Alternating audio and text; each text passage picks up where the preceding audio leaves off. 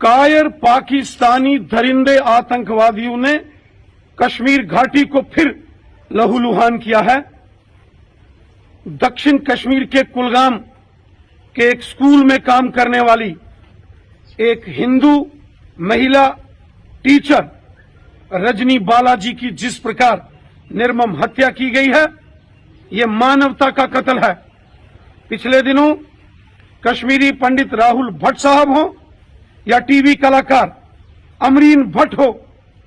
या रियाज अहमद ठोकर साहब हो या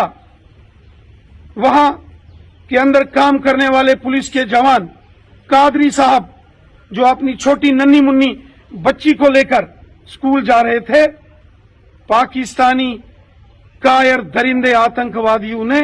उनको भी निशाना बनाया और आज फिर से एक कायराना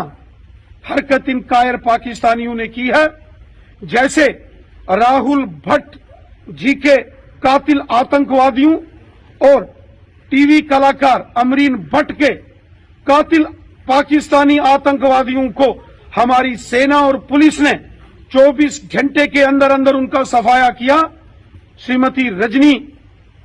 देवी जी के इन कातिलों को भी जमीन के पाताल से निकाल कर मौत के घाट उतारेंगे। ये खून का और मौत का तांडव जो पाकिस्तान कश्मीर घाटी के अंदर खेल रहा है, भारी कीमत इन पाकिस्तानियों को पहले भी चुकानी पड़ी है और आगे भी इन पाकिस्तानियों को